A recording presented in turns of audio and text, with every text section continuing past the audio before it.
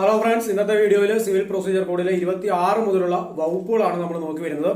അപ്പോൾ കഴിഞ്ഞ വീഡിയോ വരെ നമ്മൾ 5 വരെയുള്ള ഓർഡറുകളെല്ലാം തന്നെ കവർ ചെയ്താണ്.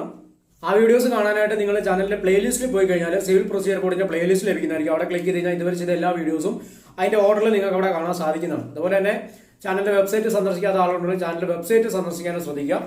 അവിടെ CPCയുടെ മലയാളത്തിലുള്ള നോട്ട്സ് നിങ്ങൾക്ക് അവൈലബിൾ ആണ്. അപ്പോൾ 26ാമത്തെ വകുപ്പിലേക്കാണ് നമ്മൾ വരുന്നത്. അപ്പോൾ CPCയുടെ ആദ്യ ഭാഗത്ത് നമ്മൾ നേരത്തെ ഡിസ്കസ് ചെയ്താണ്. CPCയിൽ ആദ്യം കുറെ വകുപ്പുകൾ എഴുതി വെച്ചിട്ടുണ്ട്. വകുപ്പിന്റെ ശേഷം കുറെ ഓർഡറിനകത്ത് റൂളുകൾ വളരെ ലെങ്തി ആയിട്ടുള്ളൊരു നിയമമായിട്ടാണ് നമ്മൾ CPC കാണുന്നത്. എന്നാൽ വേറൊരു നിയമത്തിലും ഇങ്ങനെ ഓർഡർ, റൂള് അല്ലെങ്കിൽ സെക്ഷനായിട്ട് ഡിവൈഡ് ചെയ്തിട്ടില്ല. അവിടെ എല്ലാം വകുപ്പുകൾ അല്ലെങ്കിൽ റൂളുകളായിട്ടാണ് കാണിച്ചിട്ടുള്ളത്, 1 by 1 ആയിട്ട്. അപ്പോൾ CPCയിൽ എന്തുകൊണ്ടാണ് ആദ്യം കുറെ സെക്ഷൻ എഴുതിയിട്ട് പിന്നെ ഓർഡർ അതിനുള്ളിൽ റൂള് തരാനുള്ള കാരണം? പകരം CPC എന്ന് പറയുന്നത് ഓരോ കാര്യത്തെക്കുറിച്ചും അതിനുള്ള ജൂറിസ്ഡിക്ഷൻ ക്രിയേറ്റ് ചെയ്യലാണ് വകുപ്പുകൾ ചെയ്യുന്നത്. അതുകൊണ്ട് തന്നെ വകുപ്പുകൾക്കാണ് ഇവിടെ പ്രാധാന്യം കൂടുതൽ. വകുപ്പുകൾക്ക് ശേഷം ഈ വകുപ്പിൽ പറഞ്ഞിട്ടുള്ള ഓരോ കാര്യത്തിനും ആധികാരികമായിട്ട് എക്സ്പ്ലെയിൻ ചെയ്യുകയാണ് ഈ ഓർഡറിനകത്ത് ചെയ്തു തരുന്നത്. അപ്പോൾ 1 by 1 ആയിട്ട് വകുപ്പുകളായിട്ട് എഴുതിയിരുന്നെങ്കിൽ CPC ചിലപ്പോൾ 1000-ന് മുകളിൽ വകുപ്പുകളായി പോനെ. അപ്പൊ അത്രയും ലെങ്തി ആയിട്ടുള്ളൊരു നിയമമായി മാറിയേനെ. അത് ഒഴിവാക്കുന്നതിന് വേണ്ടിയിട്ടാണ്, അതിന്റെ കാഠിന്യം കുറയ്ക്കുന്നതിന് വേണ്ടിയിട്ടാണ് ആദ്യം കുറെ വകുപ്പുകൾ അവിടെ ഓരോ കാര്യത്തെക്കുറിച്ചും അതിന്റെ ജൂറിസ്ഡിക്ഷൻ ക്രിയേറ്റ് ചെയ്യുന്നു. ശേഷം ഓർഡറുകളും ഓർഡറിനുള്ള റൂളും ആ വകുപ്പിൽ പറഞ്ഞിട്ടുള്ള കാര്യത്തിനെ കുറച്ചുകൂടി ഇലാബറേറ്റ് ആയിട്ട് ഡീറ്റെയിൽ ആയിട്ടാണ് ഈ ഓർഡറിനുള്ള റൂള് പറയുന്നത്. അപ്പോൾ നമ്മൾ 25 വരെയുള്ള വകുപ്പുകളെല്ലാം തന്നെ കവർ ചെയ്താണ്. സമൻസ് 5ാമത്തെ ഓർഡറിലും കവർ ചെയ്തു. ഇനി 26ാമത്തെ വകുപ്പ് നോക്കിക്കഴിഞ്ഞാൽ ഇൻസ്റ്റിറ്റ്യൂഷൻ ഓഫ് സ്യൂട്ട് ആണ്. ഒരു വ്യവഹാരം ആരംഭിക്കുന്നത് എപ്പോഴാണെന്നാണ് 26ാമത്തെ വകുപ്പിൽ പറയുന്നത്. അപ്പൊ ഇവിടെ പറയുന്നത് every suit shall be instituted by the presentation of a plaint. ഒരു അന്യായം പ്രസന്റ് ചെയ്യുമ്പോൾ മുതൽ അല്ലെങ്കിൽ ഒരു അന്യായം ഫയൽ ചെയ്യുന്നതോടുകൂടി അവിടെ വ്യവഹാരം ആരംഭിച്ചതായിട്ട് കണക്കാക്കാം. അല്ലെങ്കിൽ or in such other manner as may be prescribed, അല്ലെങ്കിൽ മറ്റേതെങ്കിലും രീതി നിർണയിച്ചിട്ടുണ്ടെങ്കിൽ ആ രീതിയിലും നമുക്കൊരു അന്യായം ആരംഭിച്ചതായിട്ട് കണക്കാക്കാമെന്നാണ് 26ാമത്തെ വകുപ്പിൽ പറയുന്നത്. അപ്പോൾ നമ്മൾ മനസ്സിലാക്കേണ്ടത്, ഒരു അന്യായം നമ്മൾ കോടതിയിൽ ഫയൽ ചെയ്യുന്നതോടുകൂടി അവിടെ വ്യവഹാരം ആരംഭിച്ചിട്ടുണ്ട്. കൂടാതെ മറ്റേതെങ്കിലും മാർഗത്തിലൂടെ അതർ മാനർ എന്ന് പറയുന്നുണ്ട്. ഈ അതർ മാനർ എന്ന് പറഞ്ഞു കഴിഞ്ഞാൽ മറ്റേതെങ്കിലും കോടതിയിൽ ഒരു അന്യായം ഫയലാക്കുന്നതിന് ചില നടപടിക്രമങ്ങൾ അവിടെ ഉണ്ടെങ്കിൽ ആ ഒരു രീതി ഇവിടെ ബാധകമാണ്. ഉദാഹരണം പറഞ്ഞു കഴിഞ്ഞാൽ ലേബർ കോടതിയിൽ കേസ് സ്റ്റാർട്ട് ചെയ്യുന്നത് എങ്ങനെയാണ്, കൺസ്യൂമർ കോടതിയിൽ കേസ് ആരംഭിക്കുന്ന ഒരു രീതി, അല്ലെങ്കിൽ അന്യായം ഫയൽ ചെയ്യുന്ന രീതി, അല്ലെങ്കിൽ ആർബിട്രേഷൻ കോടതികൾ, മറ്റേതെങ്കിലും ട്രിബ്യൂണലുകൾ, ഫോറങ്ങൾ, ഇവിടെയൊക്കെ ഒരു അന്യായം ഫയൽ ചെയ്യുമ്പോൾ അവിടെ പ്രിസ്ക്രൈബ് ചെയ്തിട്ടുള്ള ഒരു രീതിയുണ്ട്, ഒരു മാനർ ഉണ്ട്. ആ രീതിയിൽ വേണം നമ്മൾ അവിടെ അന്യായം ഫയൽ ആക്കാനായിട്ട്. അപ്പോൾ അതും ഇവിടെ ബാധകമാണ്. അതുകൊണ്ടാണ് ഇവിടെ പറയുന്നത് or in such other manner, മറ്റേതെങ്കിലും നിയമത്തിൽ, മറ്റേതെങ്കിലും രീതിയിൽ, മറ്റേതെങ്കിലും മാർഗങ്ങൾ നിർണയിച്ചിട്ടുണ്ടെങ്കിൽ ആ രീതിയിലും നമുക്ക് അന്യായം ഫയലാക്കാം. അങ്ങനെ ഫയലാക്കുന്നതോടുകൂടി തന്നെ ഇവിടെ വ്യവഹാരം ആരംഭിച്ചതായിട്ട് കണക്കാക്കാം. ഒരു കാര്യം കൂടി മനസ്സിലാക്കണം, ഇവിടെ വ്യവഹാരം ആരംഭിക്കുന്നത് എപ്പോഴാണ് എന്നാണ് പറയുന്നത്. ഇനി എപ്പോഴാണ് ഒരു സിവിൽ കേസിലെ വിചാരണ ആരംഭിക്കുന്നത്, സിവിൽ കേസിന്റെ ട്രയൽ ആരംഭിക്കുന്നത് എപ്പോഴാണ്? കോടതി എപ്പോഴാണോ ഒരു സിവിൽ കേസിൽ ഇഷ്യൂസ് ഫ്രെയിം ചെയ്യുന്നത് അപ്പോൾ മുതലാണ് ആ സിവിൽ കേസിന്റെ വിചാരണ ആരംഭിക്കുന്നത്. ഇവിടെ വ്യവഹാരം ആരംഭിക്കുന്നത് അല്ലെങ്കിൽ സ്യൂട്ട് ആരംഭിക്കുന്നത് എപ്പോഴെന്നാണ് പറയുന്നതെങ്കിൽ, ഒരു വിചാരണ, ഒരു സിവിൽ കേസിന്റെ വിചാരണ ആരംഭിക്കുന്നത് അവിടെ കോടതി ആ കേസിലുള്ള ഇഷ്യൂസ് ഫ്രെയിം ചെയ്യുന്നതോടുകൂടിയാണ് അവിടെ ആ കേസിന്റെ വിചാരണ ആരംഭിക്കുന്നത്. ക്രിമിനൽ കേസിൽ ഒരു വിചാരണ ആരംഭിക്കുന്നത് എപ്പോഴാണോ പ്രതിക്കെതിരെ കുറ്റപത്രം വായിക്കുന്നത് അപ്പോൾ മുതലാണ് ആ ഒരു കേസിന്റെ ട്രയൽ ആരംഭിക്കുന്നത്. അപ്പൊ ഈ ഒരു കാര്യം കൂടി നമ്മൾ ഇതോടൊപ്പം തന്നെ ഓർത്തു വെക്കുക. ഇവിടെ സ്യൂട്ട് ആരംഭിക്കുന്നത് മാത്രമാണ് 26ാമത്തെ വകുപ്പിൽ പറഞ്ഞു തരുന്നത്. ഇനി 2ാമത്തെ ഉപവകുപ്പിലേക്ക് വന്നു കഴിഞ്ഞാൽ in every plaint fact shall be proved by affidavit. അപ്പോൾ ഈ പ്ലെയിനിൽ പറഞ്ഞിട്ടുള്ള ഫാക്ട്സ്, ഈ ഫാക്ട്സ് സത്യമാണെന്ന് കാണിക്കുന്ന ഒരു അഫിഡവിറ്റും കൂടി നമ്മൾ അന്യായത്തോടൊപ്പം ഫയലാക്കിയിരിക്കണമെന്ന് 2ാമത്തെ ഉപവകുപ്പിൽ പറയുന്നു. അപ്പൊ ഇൻസ്റ്റിറ്റ്യൂഷണൽ സൂട്ട് എങ്ങനെയായിരിക്കണമെന്ന് മാത്രമാണ് 26ാമത്തെ വകുപ്പിൽ നമുക്ക് കാണിച്ചിരുന്നത്. ഇനി 27ാമത്തെ വകുപ്പിലേക്ക് വന്നു കഴിഞ്ഞാൽ ഇവിടെ പറയുന്നത് വേറെ suit has been duly instituted. ഒരു വ്യവഹാരം മുറപ്രകാരം ആരംഭിച്ചിട്ടുള്ളിടത്ത് ഒരു എതിർകക്ഷിക്ക് ആ ഒരു അന്യായത്തിന്മേൽ ഉത്തരം പറയുന്നതിന് വേണ്ടി ഒരു സമൻസ് പ്രോപ്പറായ മാനറിൽ അദ്ദേഹത്തിന് പുറപ്പെടുവിക്കാമെന്നാണ് 27ാമത്തെ വകുപ്പിൽ നമുക്ക് കാണിച്ചിരുന്നത്. കൂടാതെ അതോടൊപ്പം തന്നെ ചേർത്ത് പറയുന്നു എപ്പോഴാണ് സമൻസ് പുറപ്പെടുവിക്കേണ്ടത്. ഒരു അന്യായം ഫയലിൽ സ്വീകരിച്ചു കഴിഞ്ഞാൽ അടുത്ത 30 ദിവസത്തിനുള്ളിൽ കോടതി എതിർകക്ഷിക്ക് സമൻസ് പുറപ്പെടുവിച്ചിരിക്കണം. അപ്പൊ നമ്മൾ ഇത് കമ്പയർ ചെയ്തിട്ട് ഒരു റൂൾ നോക്കുകയാണെങ്കിൽ ഓർഡർ 5ന്റെ റൂൾ 1, അവിടെ പറയുന്നത് ഒരു സമൻസ് എതിർകക്ഷിക്ക് കിട്ടിക്കഴിഞ്ഞാൽ അടുത്ത 30 ദിവസത്തിനുള്ളിൽ എതിർകക്ഷി ആ സമൻസിനുള്ള മറുപടി അല്ലെങ്കിൽ പ്രതിവാദങ്ങൾ എന്തെങ്കിലും ഉണ്ടെങ്കിൽ കോടതിയിൽ സമർപ്പിക്കണമെന്ന് ഓർഡർ 5 റൂൾ 1 പറയുന്നു. അപ്പൊ ഇവിടെ നമ്മൾ മനസ്സിലാക്കേണ്ടത് എപ്പോഴാണ് സമൻസ് പുറപ്പെടുവിക്കേണ്ടത് ആ ഒരു ദിവസമാണ് ഇവിടെ കാണിച്ചിരുന്നത്. 30 ദിവസത്തിനുള്ളിൽ അന്യായം ഫയലിൽ സ്വീകരിച്ചു കഴിഞ്ഞാൽ, അപ്പൊ വെറുതെ ഒരു അന്യായം ഫയൽ ചെയ്ത് കഴിഞ്ഞാൽ ആ ഫയൽ ചെയ്ത ദിവസം മുതൽ അടുത്ത 30 ദിവസത്തിനുള്ളിൽ കോടതി സമൻസ് അയക്കുമെന്നതിന് അർത്ഥമില്ല. നമ്മളൊരു അന്യായം ഫയൽ ചെയ്യുമ്പോൾ അതിന്റെ പ്രോപ്പർ ആയിട്ടുള്ള കാര്യങ്ങളെല്ലാം കൃത്യമായി പാലിച്ചുകൊണ്ട് വേണം ആ അന്യായം ഫയൽ ചെയ്യാൻ. അതിനെന്തെങ്കിലുമൊക്കെ ഡിഫക്റ്റ് ഉണ്ടെങ്കിൽ കോടതി റിട്ടേൺ ചെയ്യും. ഈ ഡിഫക്റ്റ് എല്ലാം ക്യൂർ ചെയ്ത് കോടതി അത് ഫയലിൽ സ്വീകരിച്ചതിന് ശേഷം വരുന്ന അടുത്ത 30 ദിവസത്തിനുള്ളിലാണ് എതിർകക്ഷിക്ക് സമൻസ് അയക്കുന്നത്. ആ ഒരു കാര്യം നമ്മൾ മനസ്സിലാക്കുക. അവിടെ ഉപയോഗിച്ചിട്ടുള്ള വാക്ക് ഹാസ് ബീൻ ഡ്യൂലി ഇൻസ്റ്റിറ്റ്യൂട്ടഡ് എന്നുള്ള വാക്കാണ്. അതിന് വേണ്ടുന്ന പ്രോപ്പർ ആയിട്ടുള്ള റൂൾസ് ആൻഡ് റെഗുലേഷൻസ് എല്ലാം പാലിച്ചുകൊണ്ട് പ്രോപ്പറായ രീതിയിലായിരിക്കണം ആ അന്യായം അവിടെ ഫയലാക്കിയിട്ടുള്ളത്. അത് കോടതിയിൽ ഫയൽ സ്വീകരിച്ചതിന് ശേഷമുള്ള അടുത്ത 30 ദിവസത്തിനുള്ളിലാണ് എതിർകക്ഷിക്ക് സമൻസ് അയക്കേണ്ടതെന്ന് ഈ 27ാമത്തെ വകുപ്പിൽ നമുക്ക് കാണിച്ചിരുന്നു. ഇനി 28ാമത്തെ വകുപ്പിലേക്ക് വന്നു കഴിഞ്ഞാൽ ഇവിടെ പറയുന്നത് service of summons where defendant resides in another state. എതിർകക്ഷി മറ്റൊരു സ്റ്റേറ്റിലാണ് താമസിക്കുന്നതെങ്കിൽ സമൻസ് എങ്ങനെ സെർവ് ചെയ്യണമെന്നാണ് 28ാമത്തെ വകുപ്പിൽ നമുക്ക് കാണിച്ചിരുന്നത്. അപ്പൊ ഇതുമായി ബന്ധപ്പെട്ട് നമ്മൾ ഇതിനു മുമ്പ് 5ാമത്തെ ഓർഡറിൽ നോക്കിയതാണ്. 5ാമത്തെ ഓർഡറിലെ 21ാമത്തെ റൂളിൽ, അതായത് എതിർകക്ഷി കോടതിയുടെ അധികാര പരിധിക്ക് വെളിയിൽ അല്ലെങ്കിൽ മറ്റൊരു കോടതിയുടെ അധികാര പരിധിയിലാണ് അല്ലെങ്കിൽ മറ്റൊരു സ്റ്റേറ്റിലാണ് അദ്ദേഹം താമസിക്കുന്നതെങ്കിൽ എങ്ങനെയായിരിക്കണം സമൻസ് സെർവ് ചെയ്യേണ്ടതെന്ന് ആണ് ആ ഭാഗത്ത് പറഞ്ഞു തന്നിട്ടുള്ളത്. അപ്പൊ അത് വളരെ ഡീറ്റെയിൽ ആയിട്ടാണ് പറഞ്ഞു തന്നിട്ടുള്ളത്. ഓർഡർ 5ന്റെ റൂൾ 21 ഏതൊക്കെ മാർഗം ഉപയോഗിച്ച് നമുക്ക് മറ്റൊരു സ്റ്റേറ്റിലുള്ള എതിർകക്ഷിക്ക് സമൻസ് സെർവ് ചെയ്യാം അത് വളരെ ഡീറ്റെയിൽ ആയിട്ട് പറയുമ്പോൾ ഈ 28ാമത്തെ വകുപ്പിൽ അതിനൊരു ജൂറിസ്ഡിക്ഷൻ അതെങ്ങനെയായിരിക്കണമെന്ന് ജനറൽ ആയിട്ട് സിമ്പിൾ ആയിട്ട് പറഞ്ഞു വെക്കുക മാത്രമാണ് ചെയ്യുന്നത്. അപ്പൊ നമുക്ക് 28ാമത്തെ വകുപ്പിന്റെ 1ാമത്തെ ഉപവകുപ്പിലേക്ക് വന്നു കഴിഞ്ഞാൽ ഇവിടെ പറയുന്നത് മറ്റൊരു സ്റ്റേറ്റിൽ നടത്തുകയാണെങ്കിൽ ആ സ്റ്റേറ്റിൽ നിലവിലിരിക്കുന്ന ഏതെങ്കിലും ചട്ടങ്ങൾ ഉണ്ടെങ്കിൽ അതൊക്കെ മാനിച്ചുകൊണ്ട് അവിടെയുള്ള കോടതിയിലേക്ക് ആ ഒരു രീതിയിൽ സമൻസ് സെർവ് ചെയ്യാം. അത്ര മാത്രമേ പറയുന്നുള്ളൂ. അത് ഏത് രീതിയായിരിക്കണം എങ്ങനെയായിരിക്കണം എന്നൊക്കെ നോക്കണമെങ്കിൽ നമ്മൾ ഓർഡർ 5ന്റെ റൂൾ 21 നോക്കിക്കഴിഞ്ഞാൽ പല മാർഗങ്ങൾ പറയുന്നുണ്ട്. പല രീതിയിൽ നമുക്കത് സെർവ് ചെയ്യാം. അത് വളരെ ഡീറ്റെയിൽ ആയിട്ട് തന്നെ അവിടെ പറയുന്നുണ്ട്. അപ്പൊ 1ാമത്തെ ഉപവകുപ്പിൽ ഇത്രമാത്രം പറയുന്നു. ഇനി 2ാമത്തെ ഉപവകുപ്പിലേക്ക് വന്നു കഴിഞ്ഞാൽ ഇത്തരത്തിൽ സമൻസ് സ്വീകരിച്ച ഒരു കോടതി എങ്ങനെ പ്രവർത്തിക്കണം അതാണ് 2ാമത്തെ ഉപവകുപ്പിൽ പറയുന്നത്. ഇതേ കാര്യം തന്നെ ഓർഡർ 5ന്റെ റൂൾ 23 പറയുന്നുണ്ട്. അതായത് ഒരു കോടതി മറ്റൊരു കോടതിയിലേക്ക് സമൻസ് അയച്ചു കൊടുക്കുകയാണ് അവിടെയുള്ള പ്രതിക്ക് ആ കോടതിയുടെ അധികാരപരിധിയിൽ താമസിക്കുന്ന പ്രതിക്ക് നടത്തുന്നതിന് വേണ്ടിയിട്ട്.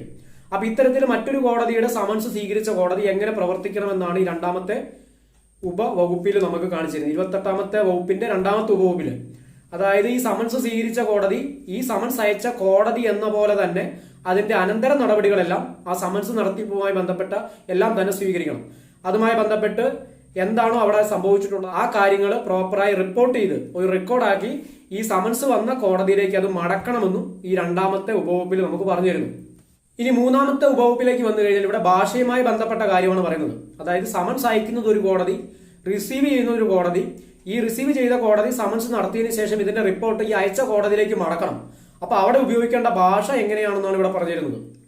അപ്പൊ ഇവിടെ പറയുന്നത് സമൻസ് അയച്ച കോടതി ഉപയോഗിച്ച ഭാഷ ഹിന്ദിയിലാണെങ്കിൽ സമൻസ് മടക്കുന്ന കോടതി ആ ഹിന്ദിയിലുള്ള ഭാഷ തന്നെ ഉപയോഗിച്ച് ആ സമൻസ് മടക്കാം. ഹിന്ദിയിൽ തന്നെ അതിന്റെ റിപ്പോർട്ട് തയ്യാറാക്കിയത് മടക്കാം. ഇനി ഇത്തരത്തിൽ സമൻസിന്റെ റിപ്പോർട്ട് മടക്കുന്ന കോടതി ഉപയോഗിക്കുന്ന ഭാഷ ഹിന്ദിയോ ഇംഗ്ലീഷോ അല്ല, അവിടുത്തെ ഉള്ളൊരു റീജിയണൽ ലാംഗ്വേജ് ആണ് ഉപയോഗിക്കുന്നതെങ്കിൽ അതിന്റെ തർജ്ജിമ കൂടി അറ്റാച്ച് ചെയ്ത് അയക്കണമെന്നാണ് പറയുന്നത്.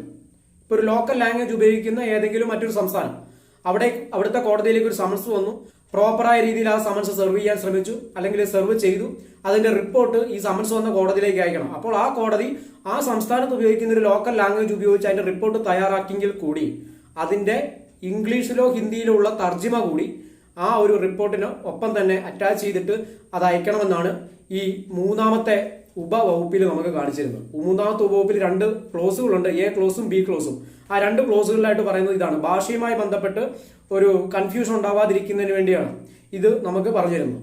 ഇനി നമുക്ക് 29ാമത്തെ വകുപ്പിലേക്ക് വരാം. 29ാമത്തെ വകുപ്പിൽ പറയുന്നത് വിദേശ സമൻസുകളുടെ നടത്തലാണ്. അതായത് വിദേശത്തുള്ളൊരു കോടതി ഇന്ത്യയിൽ ഒരു കക്ഷിക്ക് സമൻസ് അയക്കുകയാണ്. അപ്പൊ അത് അവരെങ്ങനെ അയക്കണം, ഏത് കോടതിയിലേക്ക് അയക്കണം എന്നാണ് ഈ 29ാമത്തെ വകുപ്പിൽ പറഞ്ഞിരുന്നത്. അപ്പോൾ 3 കാറ്റഗറിയിൽപ്പെട്ട കോടതികളാണ് കാണിച്ചെന്നുള്ളത്. ഈ 3 കാറ്റഗറിയിൽപ്പെട്ട കോടതികൾ അവര് സമൻസ് ഇന്ത്യയിലെ ഈ CPC ബാധകമായിട്ടുള്ള ഒരു കോടതിയിലേക്ക് ഏത് കോടതിയിലേക്ക് അയക്കണം, അതെങ്ങനെയാണ് അതിന്റെ നടത്തിപ്പെന്നാണ് ഇവിടെ കാണിച്ചിരുന്നത്.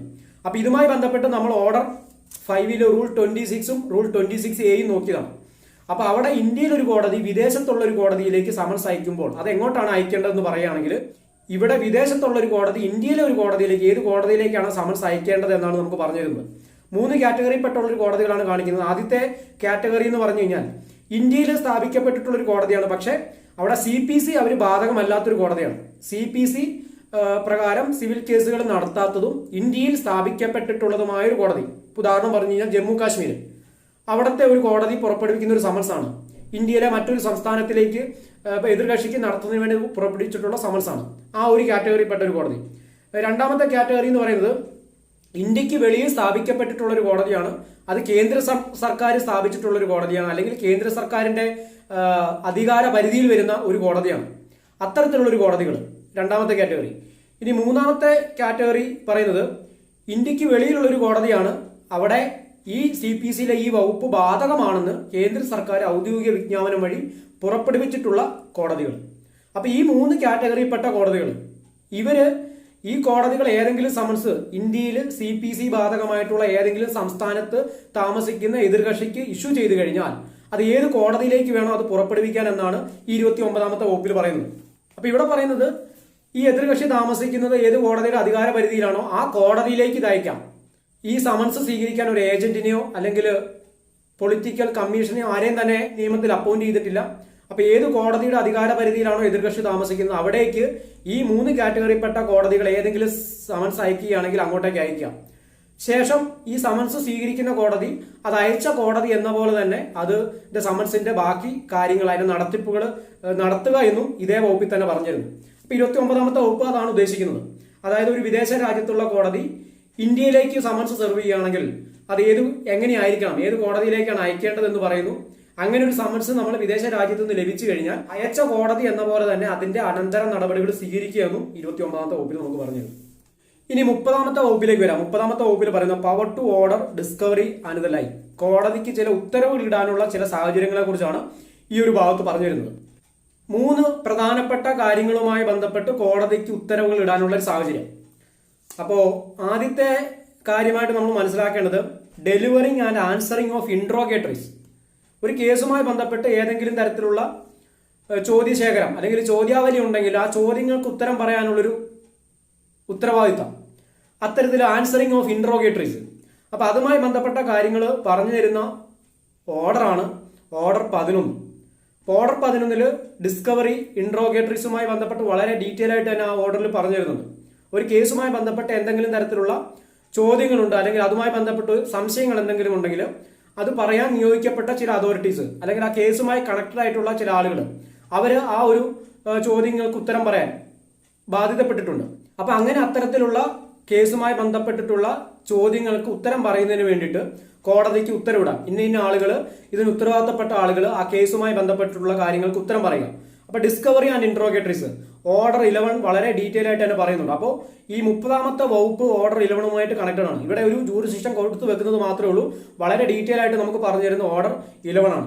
രണ്ടാമതായിട്ട് പറയുന്ന അഡ്മിഷൻ ഓഫ് ഡോക്യുമെന്റ്സ് ആണ്. എന്തെങ്കിലും ഡോക്യുമെന്റുമായി ബന്ധപ്പെട്ട് തരത്തിൽ അഡ്മിഷൻസ് നടത്തണമെന്നുണ്ടെങ്കിൽ അഡ്മിഷനുമായി ബന്ധപ്പെട്ടുള്ള കാര്യങ്ങൾ, എന്തെങ്കിലും കാര്യങ്ങൾ സമ്മതിച്ചു കൊടുക്കുക അല്ലെങ്കിൽ ഡോക്യുമെന്റുമായി ബന്ധപ്പെട്ടുള്ള അഡ്മിഷൻസ്, ആ വക കാര്യങ്ങളുമായി ബന്ധപ്പെട്ട് കോടതിക്ക് ഏതെങ്കിലും തരത്തിലുള്ള ഉത്തരവുകൾ ഈ 30ാമത്തെ വകുപ്പ് പ്രകാരമാണ്. അപ്പൊ അഡ്മിഷൻസ് നമുക്ക് പറഞ്ഞു തരുന്നത് ഓർഡർ 12 ആണ്. 12ലാണ് അഡ്മിഷൻസ് വളരെ ക്ലിയർ ആയിട്ട് തന്നെ നമുക്ക് കാണിച്ചു തരുന്നത്. മൂന്നാമതായിട്ട് പറയുന്നത് inspection, production, impounding and return of documents. കോടതിയിൽ ഒരു കേസുമായി ബന്ധപ്പെട്ടിട്ടുള്ള ഡോക്യുമെന്റുകൾ പ്രൊഡ്യൂസ് ചെയ്യുക അല്ലെങ്കിൽ അതുമായി ബന്ധപ്പെട്ട ഇൻസ്പെക്ഷൻസ്, ഈ വക കാര്യങ്ങൾ നടത്തുന്നതിന് വേണ്ടിയിട്ട് കോടതിക്ക് ഉത്തരവിടാം. അതും ഇവിടെ 30ാമത്തെ വകുപ്പിന്റെ പരിധിയിൽ വരുന്ന ഒരു കാര്യം തന്നെയാണ്. അപ്പൊ പ്രൊഡക്ഷൻ, ഇൻസ്പെക്ഷൻ, ഇമ്പൗണ്ടിങ് ഓഫ് ഡോക്യുമെന്റ്സ്, അതുമായി ബന്ധപ്പെട്ട കാര്യങ്ങൾ നമുക്ക് പറഞ്ഞു തരുന്നത് ഓർഡർ 13 ആണ്. അപ്പൊ ഈ 3 റൂളുകളുടെയും ഒരു ജൂറിസ്ഡിക്ഷൻ ആണ് ഈ 30ാമത്തെ വകുപ്പിന്റെ A ക്ലോസിൽ കാണിച്ചു വെച്ചിട്ടുള്ളത്. വളരെ ഡീറ്റെയിൽ ആയിട്ട് തന്നെ ആ ഒരു ഓർഡറിലേക്ക് പോയി കഴിഞ്ഞാൽ നമുക്ക് അഡ്മിഷനെ കുറിച്ച് അല്ലെങ്കിൽ ഇൻട്രോഗേറ്ററീസിനെ കുറിച്ച്, ഡിസ്കവറി, കൂടാതെ പ്രൊഡക്ഷൻ, ഇമ്പൗണ്ടിങ്, ഇൻസ്പെക്ഷൻ, ഡോക്യുമെന്റ്സ്, ഈ വക കാര്യങ്ങൾ നമുക്ക് അവിടെ പറഞ്ഞു തരുന്നുണ്ട്. അതായത് ഓർഡർ 11, 12, 13. ഇനി B ക്ലോസിലേക്ക് വന്നു കഴിഞ്ഞാൽ സാക്ഷികളായിട്ടുള്ള ആളുകൾ അല്ലെങ്കിൽ തെളിവ് കൊടുക്കാൻ ബാധ്യതപ്പെട്ടിട്ടുള്ള ആളുകൾക്ക് സമൻസ് പുറപ്പെടുവിക്കുന്നതിനുള്ള ഒരു അധികാരത്തെക്കുറിച്ചാണ് ഈ ബി ക്ലോസിൽ പറയുന്നത്. അപ്പോൾ വിറ്റ്നസ് ആയിട്ടുള്ള ആളുകൾക്ക് സമൻസ് പുറപ്പെടുവിക്കുന്ന കാര്യം ഓർഡർ 16 പറയുന്നത്. അപ്പൊ ഇവിടെ ജനറൽ ആയിട്ട് ഒരു 3 ലൈനിൽ ഒരു സബ് ക്ലോസിൽ 30ാമത്തെ വകുപ്പിന്റെ ബി ക്ലോസിൽ വളരെ ജനറൽ ആയിട്ട് നമുക്ക് പറഞ്ഞു തരികയാണ്. വളരെ ഡീറ്റെയിൽ ആയിട്ട് നോക്കണമെങ്കിൽ ഓർഡർ 16 പോകണം. അപ്പോൾ വിറ്റ്നസ് ആയിട്ടുള്ള ആളുകൾ, കേസുമായി കണക്റ്റഡ് ആയിട്ടുള്ള ആളുകൾക്ക് സമൻസ് പുറപ്പെടുവിക്കുന്നതിന് വേണ്ടിയിട്ടുള്ള ഉത്തരവുകൾ ഇടാനുള്ള ഒരു റൈറ്റ് ആണ് ഇവിടെ ഈ ബി ക്ലോസിൽ 30ാമത്തെ വകുപ്പിന്റെ ബി ക്ലോസിൽ നമുക്ക് കാണിച്ചു തന്നിട്ടുള്ളത്. ഈ സി ക്ലോസിലേക്ക് വന്നു കഴിഞ്ഞാൽ ഇവിടെ പറയുന്നത് ഏതെങ്കിലും വസ്തുതയുമായി ബന്ധപ്പെട്ട് അഫിഡവിറ്റ് ഫയൽ ചെയ്യുന്നതിന് വേണ്ടിയിട്ട് കോടതിക്ക് ഉത്തരവിടാം. അപ്പൊ അഫിഡവിറ്റ് നമുക്ക് പറഞ്ഞു തരുന്നത് ഓർഡർ 19 ഓർഡർ 19 അഫിഡവിറ്റിനെ കുറിച്ച് വളരെ ഡീറ്റെയിൽ ആയിട്ട് തന്നെ പറയുന്നത്. അപ്പൊ അഫിഡവിറ്റ് ഫയൽ ചെയ്യുന്നതിന് വേണ്ടിയിട്ട് കോടതിക്ക് ഉത്തരവിടാം ഏതെങ്കിലും ഒരു സാഹചര്യത്തിൽ. അതാണ് സി ക്ലോസിൽ പറയുന്നത്. അപ്പൊ നമ്മൾ ശ്രദ്ധിക്കേണ്ട ഒരു കാര്യം, ഈ 30ാമത്തെ വകുപ്പിൽ എത്ര ഓർഡറുകൾ അതിനകത്ത് ഇൻക്ലൂഡഡ് ആയെന്ന് നമ്മൾ ശ്രദ്ധിക്കണം. ഓർഡർ 11, ഓർഡർ 12, ഓർഡർ 13, ഓർഡർ 16 കൂടാതെ ഓർഡർ 19. ഇത്രയും ഓർഡറുകൾ ഈ ഒരു 30ാമത്തെ വകുപ്പിൽ ഒരു 3 ക്ലോസുകളിലായിട്ട് പറഞ്ഞേക്കാണ്. അതായത് കോടതിക്ക് ഉത്തരവിടാനുള്ള ഒരു അധികാരം, അഡ്മിഷൻ നടത്തുന്നതുമായി ബന്ധപ്പെട്ടിട്ടുള്ള ഉത്തരവുകൾ, ഡോക്യുമെന്റ്സുകൾ പ്രൊഡ്യൂസ് ചെയ്യുന്നതുമായി ബന്ധപ്പെട്ടിട്ടുള്ള ഉത്തരവുകൾ, ഇൻട്രോഗേറ്ററീസിന് ആൻസർ ചെയ്യുന്നതുമായി ബന്ധപ്പെട്ടിട്ടുള്ള ഉത്തരവുകൾ, സാക്ഷികളോട് കോടതിയിൽ ഹാജരാകുന്നതിന് വേണ്ടിയിട്ട് ഉത്തരവിടാനുള്ള ഒരു അധികാരം, കൂടാതെ അഫിഡവിറ്റ് ഫയൽ ചെയ്യുന്നതിന് വേണ്ടിയിട്ട് ഉത്തരവിടാനുള്ള ഒരു അധികാരം. ഇത്രയും കാര്യങ്ങൾ ഈ ഒരു 30ാമത്തെ വകുപ്പിൽ കാണിക്കുകയാണ്. അപ്പോൾ ഈ പറഞ്ഞ കാര്യങ്ങളെല്ലാം വളരെ ഡീറ്റെയിൽ ആയിട്ട് നമുക്ക് കാണിച്ചു തരുന്നതാണ് ഈ പറഞ്ഞ ഓർഡറുകൾ. അതാണ് ഞാൻ നേരത്തെ പറഞ്ഞത്, വകുപ്പുകൾ ഒരു ജൂറിസ്ഡിക്ഷൻ ക്രിയേറ്റ് ചെയ്ത് വെക്കുന്നത് മാത്രമേ ഉള്ളൂ. അതിനെ വളരെ ആധികാരികമായിട്ട് വിശദീകരിച്ച് തരുന്നതാണ് ഓർഡറുകൾ. അപ്പോൾ ഈ 30ാമത്തെ വകുപ്പിന്റെ അവിടെ നമ്മൾ എഴുതി വെക്കുക ഇത്രയും ഓർഡറുകൾക്കുള്ള ഒരു ജൂറിസ്ഡിക്ഷനാണ് ഈ 30ാമത്തെ വകുപ്പ് ക്രിയേറ്റ് ചെയ്തിട്ടുള്ളത്. അതിനെ വളരെ ഡീറ്റെയിൽ ആയിട്ട് നമുക്ക് പരിശോധിക്കണമെങ്കിൽ നമ്മൾ ആ ഓർഡറിലേക്ക് പോകണം. അപ്പോൾ അവിടെ എന്താണ് ചെയ്യേണ്ടതെന്ന് പ്രോപ്പറായ രീതിയിൽ നമുക്ക് അവിടെ കാണിച്ചിരുന്നു. ഇനി 31ാമത്തെ വകുപ്പിലേക്ക് വന്നു കഴിഞ്ഞാൽ സാക്ഷികൾക്കുള്ള സമൻസ് ആണ് ഇവിടെ പറയുന്നത്. ഇവിടെ പറയുന്നത് ഈ 27, 28, 29 വകുപ്പുകൾ, ഈ ഇത്രയും വകുപ്പുകളിൽ സമൻസ് ഇഷ്യൂ ചെയ്യുന്നതുമായി ബന്ധപ്പെട്ട കാര്യമാണ് പറഞ്ഞു തന്നിട്ടുള്ളത്. അപ്പോൾ ഇവിടെ ആ ഒരു വകുപ്പിൽ ഉപയോഗിച്ചിട്ടുള്ള വ്യവസ്ഥകളെല്ലാം തന്നെ ഒരു കേസുമായി ബന്ധപ്പെട്ടിട്ടുള്ള രേഖകൾ ഹാജരാക്കുന്നതിന് വേണ്ടിയിട്ട് സമൻസ് പുറപ്പെടുവിക്കുന്ന ഒരു കാര്യത്തിന് ബാധകമാണ്. അപ്പോൾ എതിർകക്ഷി ഹാജരാകുന്നതിന് വേണ്ടിയിട്ടുള്ള സമൻസ് പുറപ്പെടുവിക്കുന്ന കാര്യങ്ങളാണ് 27, 28, 29 വകുപ്പിൽ പറഞ്ഞിട്ടുണ്ട്. ആ വ്യവസ്ഥകളെല്ലാം തന്നെ ഇവിടെ ഏതെങ്കിലും തരത്തിലുള്ള രേഖകൾ, തെളിവുകൾ അല്ലെങ്കിൽ മറ്റെന്തെങ്കിലും വസ്തുവകകൾ കോടതിയിൽ ഹാജരാക്കുന്നതിന് വേണ്ടി അതിന്റെ ഉടമസ്ഥനോട് അല്ലെങ്കിൽ അത് കൈയാളുന്ന ആ വ്യക്തിക്ക് വേണ്ടിയിട്ട് ഒരു സമൻസ് പുറപ്പെടുവിക്കുകയാണെങ്കിൽ ഇതേ കാര്യങ്ങൾ തന്നെ അവിടെയും ബാധകമാണെന്നാണ് പറയുന്നത്. അല്ലെങ്കിൽ എതിർകക്ഷിക്ക് ഒരു രീതിയിൽ സമൻസ് അല്ലെങ്കിൽ ഈ ഡോക്യുമെന്റ്സുകൾ പ്രൊഡ്യൂസ് ചെയ്യേണ്ട ആളുകൾക്ക് വേറൊരു സമൻസ് എന്ന രീതിയിൽ കരുതേണ്ട കാര്യമില്ല. 27, 28, 29 വകുപ്പിലെ വ്യവസ്ഥകളെല്ലാം തന്നെ 31ാം വകുപ്പ് പ്രകാരം സാക്ഷികൾക്ക് സമൻസ് അയക്കുന്നതുമായി ബന്ധപ്പെട്ട് നമുക്ക് പ്രയോഗിക്കാമെന്ന് ഇവിടെ നമുക്ക് കാണിച്ചിരിക്കണം. ഇനി 32ാമത്തെ വകുപ്പിലേക്ക് വന്നു കഴിഞ്ഞാൽ ഇവിടെ പെനാൽറ്റിയെ കുറിച്ചാണ് പറയുന്നത്. അപ്പൊ ഇത്തരത്തിൽ സമൻസ് പുറപ്പെടുവിച്ച ഒരാൾ കോടതിയിൽ ഹാജരായില്ലെങ്കിൽ അയാൾക്കെതിരെ സ്വീകരിക്കാവുന്ന നടപടികളാണ് ഇവിടെ കാണിച്ചു തന്നിട്ടുള്ളത്. ഏകദേശം 4ഓളം നടപടികൾ ഇവിടെ കാണിച്ചിരിക്കാം. ആദ്യത്തെ നടപടി എന്ന് പറഞ്ഞാൽ വേണമെങ്കിൽ അറസ്റ്റ് വാറണ്ട് പുറപ്പെടുവിക്കാം. സിവിൽ കോടതിയാണ്, അതുകൊണ്ട് അറസ്റ്റ് ഉണ്ടാവില്ല എന്ന് നമുക്ക് കരുതാൻ കഴിയില്ല. ക്രിമിനൽ കേസിൽ മാത്രമല്ല, വേണമെങ്കിൽ കോടതിക്ക് ഈ സാക്ഷി പറയേണ്ട ആളുകൾ കോടതിയിൽ വന്ന് ഹാജരാവാതിരിക്കുക, സാക്ഷി പറയാതിരിക്കുക എന്നൊക്കെ ഉണ്ടെങ്കിൽ അവർക്ക് ഹാജരാവാൻ നിർബന്ധിക്കുന്നതിന് വേണ്ടിയിട്ട് കോടതിക്ക് വേണമെങ്കിൽ അവർക്കെതിരെ ഒരു വാറണ്ട് പുറപ്പെടുവിക്കാം, അറസ്റ്റ് വാറണ്ട് പുറപ്പെടുവിക്കാം. രണ്ടാമതായിട്ട് പറയുന്നത് അവരുടെ വസ്തുവകകൾ വേണമെങ്കിൽ ജപ്തി ചെയ്യാനുള്ള ഒരു ഉത്തരവിടാം. അത് വേണമെങ്കിൽ ജപ്തി ചെയ്തതിനു ശേഷം വിൽക്കാം. ആ റൈറ്റുകൾ ഇവിടെ പറയുന്നുണ്ട്. കൂടാതെ പിഴ ചുമത്താം, 5000 രൂപ വരെയുള്ള പിഴകൾ ചുമത്താമെന്ന് ഇവിടെ പറയുന്നു. നാലാമതായിട്ട് പറയുന്നത് ഏതെങ്കിലും ആളുകൾ കോടതിയിൽ ഹാജരാകുന്നതിന് വേണ്ടി അദ്ദേഹത്തിനോട് ജാമ്യം നിൽക്കാൻ, അദ്ദേഹത്തിന് വേണ്ടി ആരെങ്കിലും ജാമ്യം നിൽക്കാൻ വേണ്ടി നിർദ്ദേശിക്കാം. അങ്ങനെ അയാൾ വീഴ്ച വരുത്തി കഴിഞ്ഞാൽ സിവിൽ ജയിലിലേക്ക് അയാളെ മാറ്റാം. ആ രീതിയിലുള്ളൊരു നടപടിയും കോടതിക്ക് സ്വീകരിക്കാമെന്ന് ഇവിടെ പറയുന്നു. അപ്പൊ 4 കാറ്റഗറിപ്പെട്ട കാര്യങ്ങളാണ്. ഒരു കോടതിയിൽ ഹാജരായിട്ട് മൊഴി കൊടുക്കേണ്ട ആളുകൾ, ഒരു സിവിൽ കേസുമായി ബന്ധപ്പെട്ട് കോടതിയിൽ ഹാജരാവേണ്ട വ്യക്തികൾ, സമൻസ് കിട്ടിയിട്ടും വരാതിരിക്കുക. ഇങ്ങനെയൊക്കെ ചെയ്തു കഴിഞ്ഞാൽ ഒരു സിവിൽ കോടതിക്കുള്ള റൈറ്റ്, അതാണ് ഈ 32ാമത്തെ വകുപ്പിൽ കാണിച്ചു തരുന്നിട്ടുള്ളത്. അതായത് അറസ്റ്റ് ചെയ്യാം, വസ്തുവകകൾ ജപ്തി ചെയ്യാം, 5000 രൂപ വരെ പിഴ ചുമത്താം, അല്ലെങ്കിൽ അദ്ദേഹത്തിന് വേണ്ടി ആരോടെങ്കിലും ജാമ്യം നിൽക്കുന്നതിന് വേണ്ടി നിർദ്ദേശിക്കാം. ഇദ്ദേഹം തുടർന്ന് അതിൽ വീഴ്ച വരുത്തി കഴിഞ്ഞാൽ സിവിൽ ജയിലിലേക്ക് ഇദ്ദേഹത്തെ കമ്മിറ്റ് ചെയ്യാം. ഇത്രയും കാര്യങ്ങൾ ചെയ്യാം. അപ്പൊ ഇന്നത്തെ വീഡിയോയിൽ നമ്മൾ 32 വരെയുള്ള വകുപ്പുകളാണ് നോക്കിയത്. ബാക്കി വരുന്ന വകുപ്പുകൾ നമ്മൾ അടുത്ത വീഡിയോയിൽ ഡിസ്കസ് ചെയ്യുന്നതായിരിക്കും.